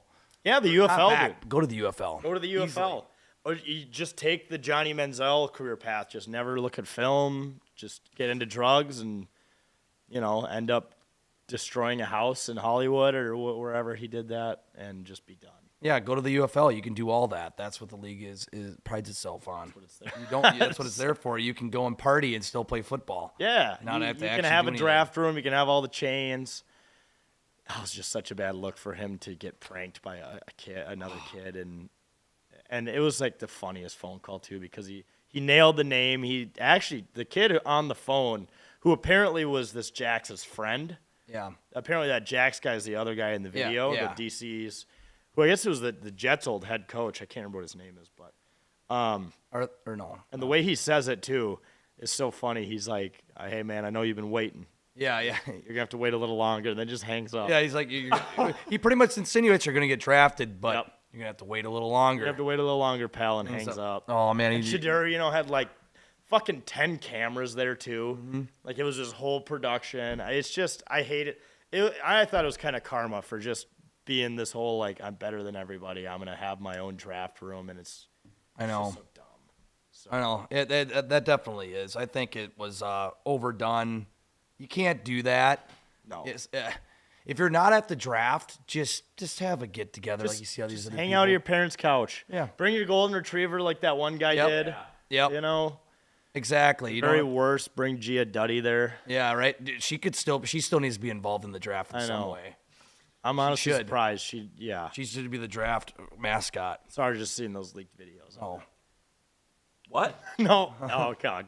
Sarge, I know for a fact. Oh my God. All right, where you go? That one slipped. That one's been over. Oh man.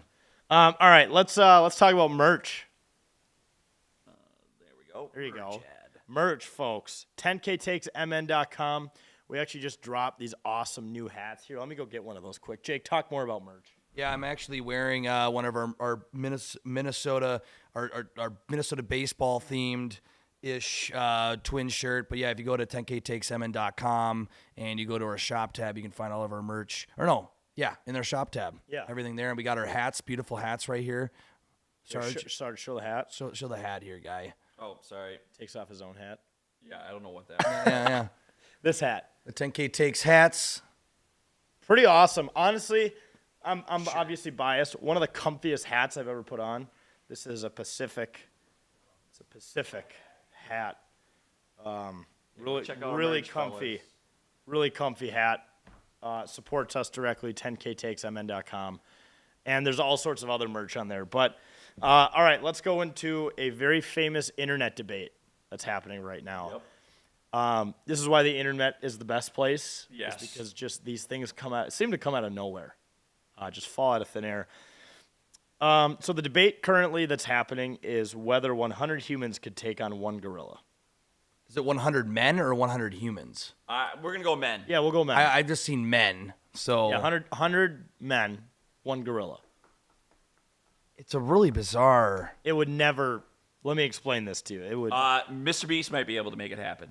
There were a lot of jokes flying around about. Been a viral trend if 100 men could take on one gorilla. I love I'm those. gonna make it happen. I love those memes where it's like, just the Mr. Beast, like with his mouth wide open that he does, and like the. Oh yeah. Oh, I just gave $100 million to terrorists. Yeah. Like, and then it's his face where he's like, Yeah. I know. In the thumbnail, yeah, he's like smiling. It could be anything. Oh, yeah, man. but yeah, one gorilla. I have some stats for you. So I saw someone go in depth about this. I've watched way too much. I've taken in way too much of this. So the average gorilla can actually bench press if they were to lift 1,700 pounds. They can run 25 miles per hour, and they punch at an average of 1,300 psi. That's pounds per square inch. A gorilla would kill 100 humans very easily. Yeah. Unless you factor in fatigue from it, I don't. That's about the only thing I can think of. And by guy number 98 and number 99, I don't know. But at that point, I've seen some of the memes. I've seen like some of the memes where they're like the gorilla staring at the last 12 men, sparing their lives, telling them to go back to their families, Or a ton of guys who are dressed as gorillas dancing, and it goes me and the homies when we watch the first 3 guys get turned into smash patties. Yep. And that one we were talking about where it's like guy number 13 watching the gorilla use guy number 68's femur as a weapon. There's just some bizarre things around it. I'm like, oh my gosh. Gorillas are. I actually They're don't actually even big. know how they capture these things and put them in zoos. Tranquilizers. I guess, yeah. Yeah, so none of these men have tranquilizers. That's No none of- weapons. Yeah. I mean, you have to find at least 20 to 30 guys who are dumb enough and confident enough to bum rush it and hope to take it down or distract it, while I guess some others jump on its back and try to strangle it.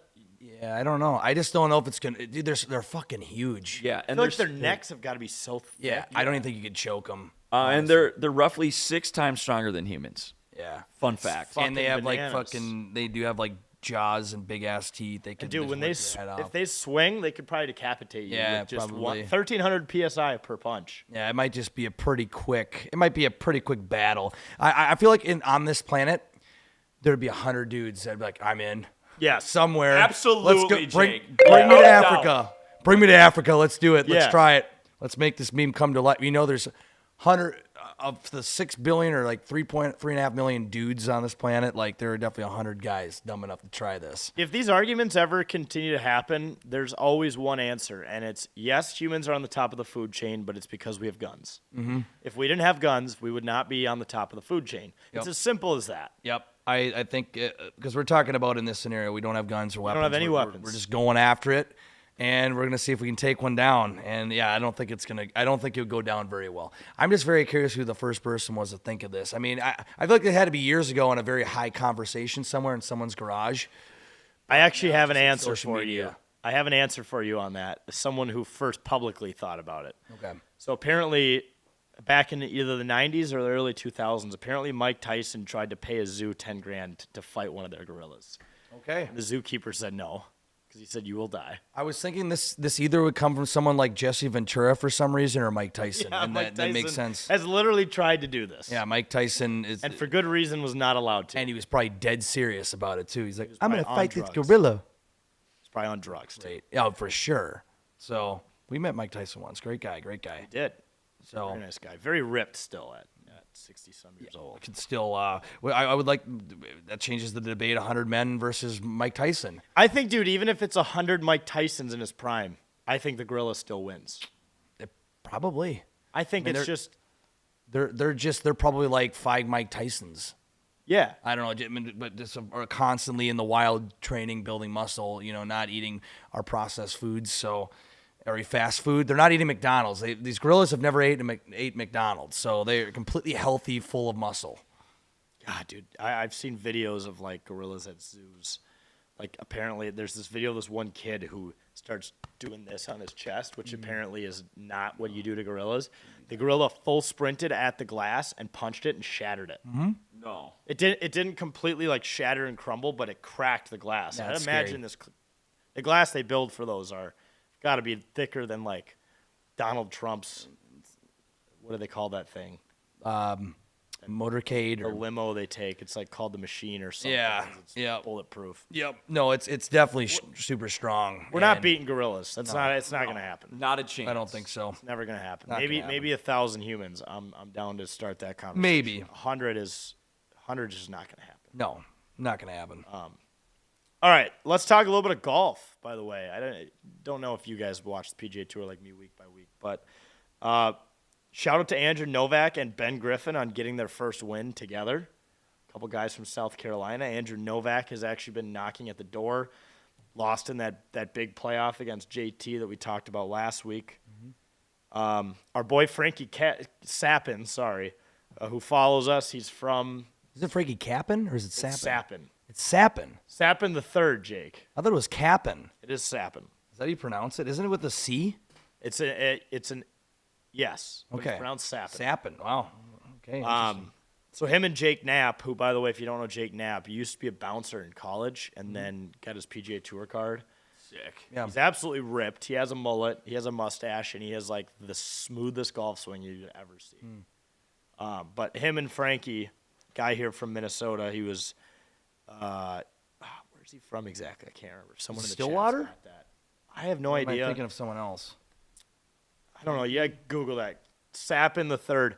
They were actually leading on Sunday at one point. Frankie unfortunately duck hooked one in the water on 17. Stillwater, Minnesota, bro. Okay, yeah. There you go. So he was in the mix for this kind of cool team event they do. I think team golf is fun. I think it's much cool that these guys can. It's a little weird that they have to like split a win, but they both get now into the PGA Championship. I believe they both are exempt for next PGA Tour season. Yeah. Andrew Novak just moved into 6th place in the FedEx Cup standings, which also technically would earn him a Ryder Cup spot right now, which is bananas. He kind of came out of nowhere. Yeah, big time. Yeah, especially last 2 weeks. Well, for this Zurich, I didn't watch a lot of it, but Zurich. Zurich Classic of New Orleans. Do they play the same? Is it just match play the entire weekend? So it's kind of like the Ryder Cup. It's like best Switch ball up? and then Okay. alternate shot. It was alternate shot on Sunday. Okay. Ben Griffin just made this absolute bomb of a putt on 17 to go up 2. And yeah, it's like a team. It's a team thing. Kind of sweet. It kind of makes me wonder how fun would it be if they did one event that was like a 4-man scramble or even a 2-man scramble. Yes. I know, Obviously, 2-man it would scramble. just be all birdies and eagles, and that's where the scoring would be weird. There's probably a reason they haven't done this, but what about like a 4-player scramble where I feel like eagles have to win it? Dude, that would be. And is there any team play game that's close to a scramble? I mean, It's really just this. And it's always 2-man teams because I think these golfers are too good. yeah. Where if they did larger teams, it would just be all birdies and eagles, and then it would just get outrageous. Maybe there's like a point system. I don't know. Yeah, that would be. What's the tour event that does like points? So I think that's the Barracuda, Oh, is that? and I think it happens the same time as the British Open every British year. Open. That's another Chupacabra. Stableford is the name of that game, by the way. Chupacabra 2. Yeah. Oh It's my a point gosh. system instead. I Oh believe man, that's that's what I remember. So that's a couple of just bizarre events, but Barracuda Open. yeah, Barracuda, Chupacabra. So this is played for everyone who does not make the British Open. You can also expect 90% of these guys to show up and play the 3M the next week as well. Yeah, exactly.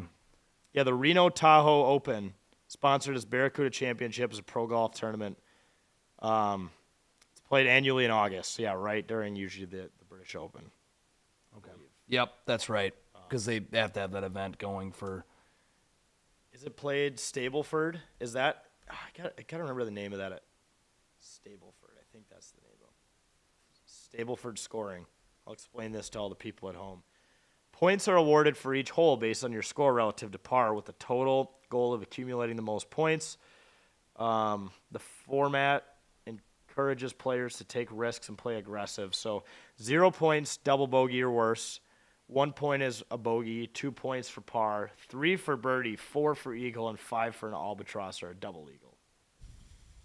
That just sound. I mean, like I feel like that's the way of scoring that the people think golf should be. Yeah, we're 'Cause like you the grow most up- point score. Yeah, like how people traditionally view sports is you get more points, you win.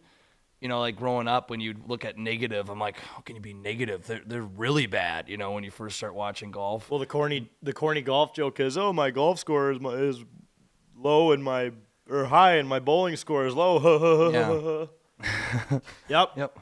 Good one. Yep. No, it's Oh, I said that joke a lot. no, I know, but that just reminded me of that whole tournament and the scoring format. Yeah, Stableford. Stableford, but yeah, Zurich Classic. I didn't watch a lot of it, especially Sunday with the Wolves playing, but Right. I saw that Andrew Novak and Ben Griffin won. So Yep. buddy Frankie Sappin doing some shit. So Yep. what's coming up on? I think I was looking at the PGA Yep. schedule. It's oh, like we're getting real in the heat of it now. I believe we have the. I was looking at this today. I was looking ahead. You know, I'm starting to really get into it. I look at the type of grass, look at the course design. I think there's like 2 this week, or no? Well, sometimes there's two there in a is, couple weeks. unless if it's a signature event, there's 2. But if we look ahead at the CJ Cup, the CJ Cup played in Texas at TPC Craig McKinney, Ranch. Texas. Yeah, TPC. What is it? Craig Ranch. Yep. Guy named Ber- Craig owns the ranch. Bermuda grass, by the way. Bent grass on the greens. So signed by Tom Weinskopf. And then in 2 weeks it's two tournaments because they have the Truist Championship. which is a signature event. Signature, and Also, then Myrtle shout Beach out to Classic. Novak and Ben Griffin. I always say Brian Griffin. I Yeah. always think of Yeah. Brian Griffin Yep. when I see B Griffin on the leaderboard. But yeah, they get access to all those events now. No cuts, higher payouts. Basically, just earn more money. Yeah. Oh, good for them doing On something. live. I've seen yeah, Yeah, good live numbers. except someone doesn't accidentally pick up your ball. Yeah, right. No. Yeah, I saw a video of that. It was a live tournament. I can't remember which player it was, and some lady like John Rahm. yeah, I think it was a lady picked up someone's ball, and they were like, and they had like marked their ball with a T because they were probably trying to figure out a rule. Right. And he was like, "Oh no, hey, that's my ball. Put it back where it was." And she put it on the tee. It was Cam Smith. Oh, that's who it was. It was yes. Cam Smith, and he like made a joke. He goes, "Yeah, I'm not allowed to hit it off the tee. I would if I could, though." Oh, jeez. You know, like sometimes when they're taking club lengths, they'll use a tee to mark, like if they're right. getting relief from a hazard Yeah. or something. Yep. So this woman picked up his ball, and he's like, "Whoa, that's my ball. You got to put it back." Yeah. And then she put it on the tee for him. That's what's going on. At Liv. It's just like, okay, Liv. that's great. That's only Yeah. happening on the live. The other funny thing that happened, I know we're getting into golf really deep here, but you guys will think this is funny. So the Hoyagard brothers who played as a team Oh, on so Sunday. sick. Yeah, there were 3 pairs of brothers who played in this tournament, which is crazy. Fitzpatrick's, and then I don't know. Oh yeah, I don't know the other, but so they had a really bad tee shot on 18, but they got bailed out because they hit it like right into this big group of concessions and tents and stuff. You know how like the Yeah. 3M has that big like food area where there's Yep. all these concession tents, and they were trying to figure out the rules. So where they were was there was a concession tent that was basically blocking their view of the green, which Yeah. you know that's a man-made object to get relief from that. And they're trying to figure out how to get away from all the tents, but they have to do it in a strategic way where they're following the rules on the right way to, you know, get relief. Because then if they take 2 club lengths this way, it's a cart path, and they get relief from that. So they're trying to figure this out, and you have people just walking around. They're not doing a very good job of managing the crowd that's in this concession area. You just have all these guys and girls walking around with beers, and they're just, and like, you can hear they have like the camera crew in there, and there's this woman talking about what her sister's been up to lately. Yeah. And these poor guys are trying to figure out, you know, how to manage this situation. And there's just hammered guys everywhere with beers, like just the camera crew. There wasn't enough security to try to clear everyone out of there. So for those who were watching, it was just a hilarious situation. As these guys are just trying to figure out, how to get relief from this area. They're just in this madhouse of drunk people. Gosh. On Sunday, And they're all watching them. And, all these Southerners. You can just hear these accents. It was just a great sequence. Gosh, that's awesome. All right, that's enough on golf. Let's move into our final segment, the text of the week, Sarge. Yes. First off, wanted to thank everyone who texted in and even called in. We're going to get to those. But our number is 651-300-2129. We finally got smart enough and we're advertising our number. It's been there the whole time, but for some reason, we just figured out that we should probably spam the chat and do it. Can't thank you guys enough. So we got a ton of text to go through here. And we asked the question of what should the XL Energy Center's new name be? And we got some pretty good answers. Wait, wasn't that last week's question? Yep, that was last week's questions. Okay. Yeah, what? Wait, we're doing the same question? Yeah, we got 18 texts from it. About it. Okay. Okay, starting this week, though, we got to come up with a new Yeah. question. Yes, Yeah. correct. Yeah, I thought we were doing a new question. Damn Sorry. it. Yeah, no, this is just people are commenting. So in this here. is just a follow-up. That's Yeah. okay. It is a That's fine. follow-up. That's fine. Okay. Heard from a little birdie. It's going to be called Securian Financial Center. Which I guess would make sense because their branding is all over the place in St. Paul. I mean, they're right down the road. So Yeah. financial. Apparently, to the city of St. Paul, someone was telling us offered Securian like a massive discount to stay because Securian wanted to leave, and St. Paul is like, no, you guys contribute to a lot of our business Yeah. people that are in person, so they gave them a massive discount on their building. Could be the same story for the X. Like, hey, if you stay in St. Paul, we'll give you this at a discount, which I don't know how that works with Craig and the owners of the Wild or. Yeah, I don't know how the whole naming rights works, but maybe they'll get a discount for like slap. Maybe that's part of the deal. Yeah. We didn't know. is that they'll be at the naming rights to the X. All right. Nothing would be more Minnesotan than naming it after a local bar. Tom Reed's Arena, Cuzzy's Coliseum, Cowboy Jack Cuzzy's Center. Coliseum. I like Boy, that Jack one. Center would actually be sweet. Oh, Right? man. They would bring in a Although that Cowboy would Jack. make way more sense in like Texas, because it'd be Or kind of if it was weird in if they had all the Minneapolis. if they had all like the outdoors branding, like all the wagon know. wheels and stuff. It's like, wait, this is Minnesota, And it wouldn't make a lot of sense if it's in St. Paul and Cowboy Jack's is in Minneapolis. right? St. Wild Paul's Bills more of a Arena. Wild Bills city. Yeah. The Wild Bills fucking center. Wild Bills Saloon Center. Yeah, Wild Bills Arena. We got Grain Belt Northeast Center. Okay. yeah. Not too Specific bad beer. there. Then we got XL Energy United Health Arena. Yep. All right. Could The happen. CEO. The CEO is, might Chris, not happen. Chris from Duluth here. If they don't name it Lindahl Nicolay Arena, it's a damn missed opportunity. I bet those guys might have teamed together to Oh. try to put in an offer. I wouldn't Yeah. doubt it. Yeah, he said Both of us? Maybe you throw in the TSR time guy too. Yep. Triple partnership. Oh, gosh. Yeah, it's like we've all seen the billboards, ads at the pump. You know they got the marketing dollars. All right, next one here. Name the new arena name should be Mountain Dew Dome or Lando Lakes Ice House.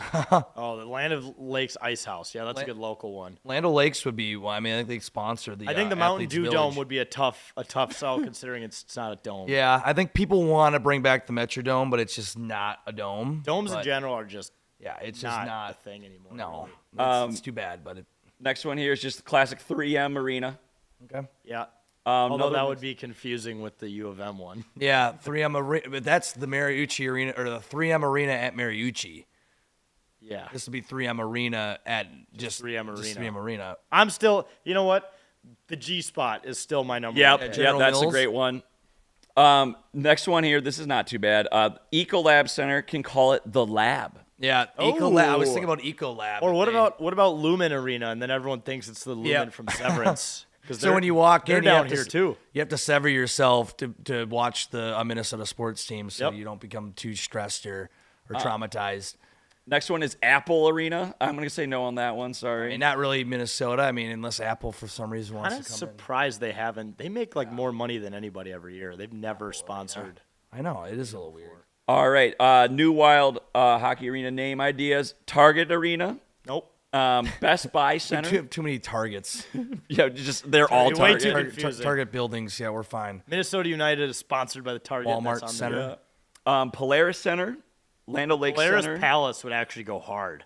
Yeah, I could see Polaris. Four wheelers and shit everywhere. Yeah. and then his personal favorite Winnebago Arena. Winnebago. Are they local? They are in Iowa. Yeah, but They, still. Winnebago, they don't sponsor the pontoon in Target Field. Remember that? It's the area. I think that is Winnebago, where Well, there's is like Winneba- the boat seats and stuff. Is Winnebago the boat brand? They make a bunch of crap. Oh yeah. Yeah. This one, the Sun Country Center. I've never been on a Sun Country flight in my life. I no, know. you don't want to be in rough. a sun country. It's brutal. That's what. If we were flying to Vegas for the playoffs, we'd probably be on Sun Dude, Country. 'Cause they we would just save the money. Isn't there already a Delta centers in Utah? Yeah, Yeah. yeah. I'm just such a child. This message just says fuck. Okay. The fuck arena. Yep. All right. That's The live fuck porn. center. Yeah, because say fuck. Okay. So, someone must have seen you here, Boss Man. Boss Man, walk me through what happened and what went through your mind in week 1 of Beer League when you were up 5-rip looking for that shutout and then just got lit up with less than 45 seconds left. Still got the W, but robbed of all the glory. Yeah, I had a shutout going 5-0, 45 seconds left. Basically what happened was their best player came in with speed, a guy I used to play with, so he really wanted to score on me. And he kind of twitched, and my defenseman got out of the way because my defenseman was between me and the shooter. I didn't see this guy until he was right in front of me, and I got in the butterfly because my defenseman got out of the way, and I got in the butterfly way too early. He just had to make one move, went bar down, shutout over. Yeah, that was tough. I'll agree. Everyone's asking me what I was doing. I was like, dude, I thought you were going to shoot it. And my defenseman even apologized. He was like, "Yeah, dude, sorry I got out of the way. I just wasn't gonna block a shot when we were about to win." And I was like, "I get that. I get it. I wouldn't block a shot ever if I was you because this is beer league." We got a So you should because it is beer league. True, it's the cup. message from Jim here. What about the Biff Porta Potty Center, Shakopee based? Yep, they Okay. are. They have that big building and the branding down right by Valley Fair. Can't miss it. The Cambria Center would actually kind of make sense. They have a dope logo. They do. Cambria. I'm trying to think of other Minnesota-based brands. But While you're thinking about that, let's get to some voicemails, guys. Yeah, yeah. All right. Hopefully you guys can hear this. I think you can. But here is the. we'll hear it. Oh, please no. please leave us some more voicemails, guys. Yeah, let's hear it. What's up, fellas? Connor over here, North St. Paul, Minnesota. Big Minnesota guy. Fucking love the Captain's Patch. Got it at the local liquor store, ordered in special, couple cases. Big fan. All I gotta say is fucking Wild and 8. Just kidding. Talk about Wild and 6. We're gonna go for it. Give the Wolves a little Chris from St. Paul, he had a follow up. He's not done yet. Oh, Did he no. say Wild and 8? He said Wild Nate. Wild and 8. And here's Chris's follow up. Up, fellas. Just went to leave a voicemail. I'm kind of drunk right now, but it's Connor, North St. Paul. Big fan. Love the Cappy Patch. It's fucking beauty. Hot take. Well, Wild and 6. Okay. You know, we're looking good. Boys are buzzing. You know, game 3. 2-goal lead right off the bat. Fucking beauty. And then, you know what? We'll screw with it a little bit. Wolves, too. We'll give Wolves a 6. You know, Lakers, they got Luka. Oh, well. LaCry James, he ain't nothing. He's old, washed. Get him out of the league, for real. Bronny James, what is he going to do? They put him into scrat minutes. Oh, well. We're going to get this. You know, it's Minnesota's year, right? Whether it's fucking football, hockey, It's not our year in football. fuck 'em. Something's got to happen, right? Well, being a fan for too long, probably won't, but we'll be good. We got it. Love 10K. Fucking let's get it, boys. Fuck yeah. Shout out Right. Connor and North St. Paul. Wild at 8. We got we might Wild need to 9 just from Jim. Yeah, like that. All right, we got one more. All right, let's This hear is it. my favorite one by far. We might need to call in Connor regularly. Just get his- Seriously. But he's only allowed to have 6 captain's patches before he calls Before he calls in. Got to give him like right. interlock breathalyzer. Connor check-in. This one's awesome. Hello, Bubba Wade. I would like for you to change the name for the Axial Energy Center. You tell Minnesota Wild, please, maybe to Unreal Arena. I heard that's a good Oh, one. Unreal Arena. Or Vanilla Corn Arena. Bye-bye. Vanilla Corn Arena. Melicorn Arena. Unreal. Vanilla? I think Unreal would throw their hat in the arena, Yeah. but that's just probably a little Unreal Arena. That, and then what? Vanilla corn? I guess. Never had. Can't say I've had vanilla corn. It probably rocks. Vanilla corn? I like vanilla and I like corn. They would do that, but maybe Unreal Arena. I like that. All right. Oh man, the voicemails. Sarge, how do we want to do this going forward? Do we want to do a different question? Do we want to try to get a voicemail every week? Let's just do this. Great. That's honestly a great question. I would love for our listeners and fans to send us questions like a Q&A. I think that would be super cool. That way we're not like a week behind what we already talked about. I realize that now once we started So he this. just pulls it up. He's like, I got more arena suggestions. Yeah. Okay. Yeah, so I would love for people to definitely leave voicemails. Those are fun. Especially after some cabins patch. To kind of do a Q&A, ask these guys anything. We had a drunk guy and possibly a Middle Eastern child, Yeah. but yeah, love it. Guy from India. We love it. Absolutely. fantastic. Fucking grinding the wild, getting some vanilla corn going over there. Yeah. We gotta start selling vanilla corn. That might do. That might be the that next was. flavor of CP. Yeah, vanilla corn Fuck yeah, dude. hazy. Coors. A vanilla corn shandy. We'll upload videos of us drinking it to Cornhub. Yeah, right. Big corn guys. Yes. Sarge is another corn guy. Yeah. Bruh. Big corn guy. Yeah, right. Yeah. Love that though. Love the voicemails. Love Yeah. the texts from people. Sarge, read the number one more time. Yeah.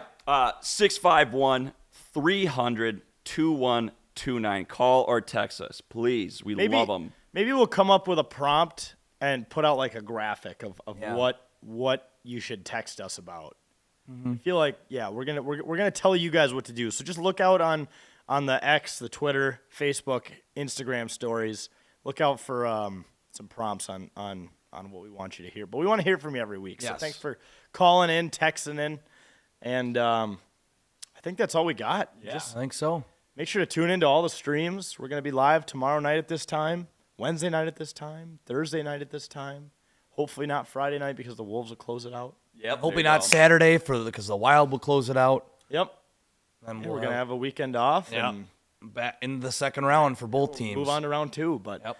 all right, folks, that just about does it for another episode of 10K TV. Make sure to tune in live if you like the show, if you like listening back. It's every single Monday night around 7-ish.